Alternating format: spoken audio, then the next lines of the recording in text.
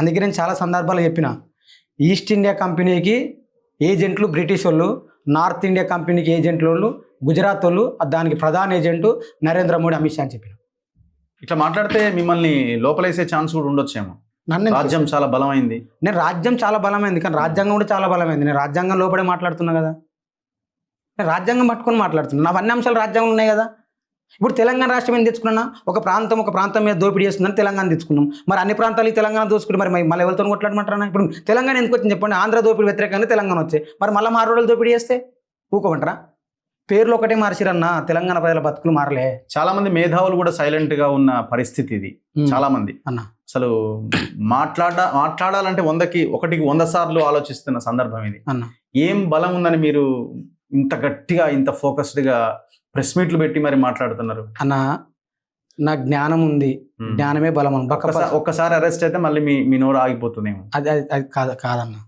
ఇప్పుడు ఎంతమంది నోరు లాపుతారన్న, ఇప్పుడు శ్రీకాంత్ నోరు ఆపితే ఇంకొక శ్రీకాంత్ వచ్చి మరి ఇంకొకరు వచ్చి మాట్లాడతారు అన్న. కాలం గొప్పదన్న. కాలం ఏమంటుంది అంటే తనకు అవసరం ఉన్నప్పుడు కొడుకును అనుకుంటుంది, ఇప్పుడు ఇంకోని తీసుకొస్తుంది.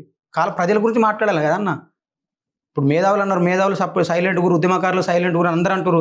చాలా పెద్ద ఉద్యమకారులు ఉన్నారన్న మన తెలంగాణ రాష్ట్రంలో. కొన్ని వందల సంవత్సరాలు ఉద్యమాలు చేసిన వాళ్ళు, ఉద్యమ పితామహులు. వాళ్ళకందరికీ కమలం పువ్వు వాళ్ళ చెవులో పెట్టిండు అన్న అమిత్ షా. వాళ్ళ నోట్లో పెట్టిండు కమలం పువ్వు. కమలం పువ్వును చూసుకుంటా ఈ యొక్క మేధావులు అందరు ఇళ్ళలు అన్న. ఎందుకు మాట్లాడతలేరన్న? బాధ అనిపించదా? రాష్ట్రం అంతా నాశనం అవుతుంటే మనము కూర్చొని సప్పట్లు కొట్టాలా? ఇప్పుడు మీరు రౌండ్ టేబుల్ సమావేశం పెట్టినా మేమని అంటున్నారు. ఆ రౌండ్ టేబుల్ సమావేశం ఎవరికి అనుకూలంగా, ఎవరికి వ్యతిరేకంగా పెట్టారు? శాంతికి అనుకూలంగా పెట్టినాం మేము. శాంతి అంటే ఎవరు? ఆ శాంతి కాముకలు ఎవరు? ఇరు వర్గాల మధ్య దేశంలో ఉన్న మావోయిస్ట్ పార్టీ కావచ్చు, జవాన్ ఇద్దరు చచ్చిపోతున్నారు, ఇది తప్పు, వాళ్ళని శాంతి చర్చలో పిలవండి, పిలిచి మాట్లాడండి, ఈ యుద్ధాన్ని ఆపేయడం అని చెప్పినాం మేము. అంటే అమిత్ షా మోదీకి వ్యతిరేకంగా, మావోయిస్టులకు అనుకూలంగా అన్న. మావోయిస్టులు అంటే వాళ్ళ దృష్టిలో తీవ్రవాదులు, మావోయిస్టులకు అనుకూలంగా మేము పెట్టలేదు. మేము విద్యార్థులము ఈ బంజేరువా యుద్ధం అని చెప్పనీకి పెట్టినాం మేము. యుద్ధం ఆపేయండి, ఆదివాసులు చస్తురు, ఇటు అమాయకమైన జవాన్లు చస్తురు, ఈ ఆదివాసులు ఆ జవాన్లు ఇద్దరు ఒక తల్లి బిడ్డలే, ఎట్లా చచ్చిపోతారు అని చెప్పిన నేను చాలా సందర్భంలో చెప్పినా. ఒక తల్లికి 2 కొడుకులు పుడతారు, ఆ తల్లి పాలు తాగి 2 కొడుకులు పెరుగుతారు. మరి పెరిగినప్పుడు ఆ తల్లికి 2 కొడుకులు సమానమే. ఒక కొడుకేమో పార్లమెంట్ మార్గం ఎంచుకోవచ్చు, ఇంకొక కొడుకేమో సాయుధ పోరాట మార్గం ఎంచుకోవచ్చు. ఇద్దరు అన్నదమ్ములు గొడవ పెట్టుకొని చచ్చిపోతే వాళ్ళ తల్లి ఏడుస్తుందన్న? ఆ తల్లి ఏడవదా? ఈ భారతమాత అనే తల్లి ఎలా ఏడుస్తుందన్న? దుఃఖపడుతుంది. ఇద్దరు అన్నదమ్ములు కొట్టుకొని చచ్చిపోయి ఇక్కడ ప్రపంచంలో అన్న నాకు అవగాహన మేరకు నేను కూడా కొద్దిమేర చదువుకున్నా కదా, ఈ దేశ చరిత్రలో ఏదన్నా ఒక హోంమంత్రి డేట్ పెట్టుకుని చంపేస్తాను చెప్పిండు అన్న? ఏ హోంమంత్రి, ఏ రాష్ట్ర ముఖ్యమంత్రి అన్న డేట్లు పెట్టుకుని చంపేస్తా అని చెప్పారు? అంటే ఒక మంచి పనికి డేట్ పెట్టుకొని దాని లోపల ఫినిష్ చేయడం మంచిదే కదా అన్నది వాళ్ళ వర్షం. అంటే మనుషులను చంపడం మంచి పని అన్న? వాళ్ళ వల్ల మొత్తం దేశం అంతా నాశనం అవుతున్నది, వాళ్ళ వల్ల పోలీసులు చచ్చిపోతున్నారు. ఆ పోలీసుల గురించి మాట్లాడని మీరు, నేనేమన్నా మావోయిస్టుల గురించి, నక్సలైట్ల గురించి? పోలీసులు చచ్చిపోతున్నాను ఎంత వాస్తవమో, మావోయిస్టులు చచ్చిపోతున్నా అంత వాస్తవం. అందుకే ఇద్దరు కలిసి శాంతిచర్చలు పెట్టండి కోరుతున్నాం మేము. ఇద్దరు చచ్చిపోదని చెప్తున్నాం అన్న. మేము మాకు మావోయిస్ట్ పార్టీ అనుబంధం కాదు, మాకు బీజేపీ పార్టీ అనుబంధం కాదు. మేము విద్యార్థులుగా, చదువుకున్న విద్యార్థులుగా, అరే మీరు ఇద్దరు ఈ దేశ బిడ్డలే, మీరు ఇద్దరు శాంతిగా ఉండండి, కూర్చొని మాట్లాడుకుందామని చెప్తున్నాం. ఇద్దరు అన్నదమ్ములు కొట్టుకుంటారన్న. కొట్టుకుంటే ఏం చేస్తారు? ఊర్లో కొంతమంది పెద్ద మనుషులు కూర్చొని ఇది కాదా, ఇది తప్ప, ఇది తప్ప అని చెప్పి పంచాయతీ చెప్తారన్న. మరి మేధావులందరూ కలిసి ఆపండి అని చెప్పినాడు. మరి ఎందుకు ఆపలేం? మీరు ఒక మాట, మీది ఒకటి వైరల్ అయింది బాగా, నా జేబులో ఈ పెన్ను ఉన్నదంటే మా ఊర్లోకి వచ్చిన గన్నే కారణం అని. అదేం చెప్పినంటే, ఈ పెన్ను నా జేబులోకి వచ్చిందంటే ఆ గన్ను మా ఊరికి పోయింది కాబట్టి పెన్ను నా జేబులోకి వచ్చిందని చెప్పిన. అది వాస్తవం కదన్న. ఇంతకుముందు 90 దశకం ముందు తెలంగాణ గ్రామీణ ప్రాంతాలలో ఏందన్న పరిస్థితి? మొత్తం దొరలు, భూస్వాములు. అప్పుడు చదువుకొని ఇచ్చిరా?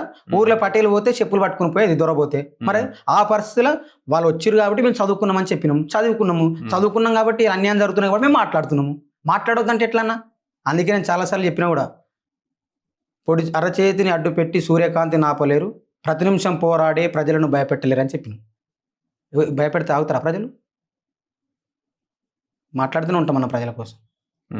సో మీరు ఇటు అనుకూలం కాదు, అటు అనుకూలం కాదని చెప్తున్నారు. మేము ప్రజల గురించి మాట్లాడతాం. సో మీరు ఈ ఆపరేషన్ కగార్ని వ్యతిరేకిస్తున్నారా, స్వాగతిస్తున్నారా? ఆపరేషన్ కగార్ను వ్యతిరేకిస్తున్నాం. ఆదివాసులను చంపడానికి కూడా వ్యతిరేకిస్తున్నాం. మీ దృష్టికి ఒక విషయం తీసుకొస్తానా? 2002లో గుజరాత్ ముఖ్యమంత్రి ఎవరన్నా? నరేంద్ర మోడీ. అప్పుడు రాష్ట్రపతి ఎవరన్నా? ఏపీజే అబ్దుల్ కలాం. ముస్లిం రాష్ట్రపతిని పెట్టి గోద్రాలో జరిగిన ఎంతమంది చంపిన ముస్లింలు? అది అయిపోయింది. 2014లో బీజేపీ అధికారులు వచ్చిన తర్వాత మొన్న ద్రౌపది ముర్ము కంటే ముందు రాష్ట్రపతి ఎవరన్నా? రామ్నాథ్ కోవింద్. కోవింద్ మీరు లెక్కలు తీయండి. దేశంలో అత్యధికంగా దళితులపైన, దళిత మహిళలపైన, దళితుల మీద హత్యలు, అత్యాచారాలు 1947 నుంచి 2014 వరకు ఒక్కింత జరిగితే 2014 నుంచి 2021 వరకు రెండింతలు ఎక్కువ జరిగినాయి అన్న. దళిత రాష్ట్రపతి చేసి దళితులు ఊచకోత కూర్చారు. ఇప్పుడు రాష్ట్రపతి ఎవరన్నా? ద్రౌపది ముర్ము. ఎవరన్నా వాళ్ళు? ఆదివాసి. ఇప్పుడు ఎవరు చంపేస్తున్నారు నా దేశంలో? ఆదివాసులు నప్పలేరా? 6 నెలల పాప, చిన్న పాప, మీరు అబూజ్మార్ తిరిగి వచ్చి, నేను నాకు తెలియదు, నేను పోలే కానీ 6 నెలల పాప నేను పేపర్లో చూసిన. ఒక 6 నెలల పాప అమిత్ షాకి వ్యతిరేకంగా తుపాకి పట్టుకొని కొట్లాడింది అన్న. ఎట్లా చంపేసిరన్న బిడ్డను? ఆ బిడ్డ బతుకుతే ఒలింపిక్స్లో గెలుసు కావచ్చు, ఆ బిడ్డ బతుకుతే ఈ దేశానికి సేవ చేయొచ్చు. పసిగుడ్డ కదా అన్న. ఎవరు చంపేసిరన్న? మీ ఇరు వర్గాల మధ్య యుద్ధం వల్ల ఆ అమాయకమైన ఆదివాసి బిడ్డ. వాళ్ళకి ఏం చెప్తారన్న మీరు? ప్రభుత్వాలు ఏం చెప్తారు?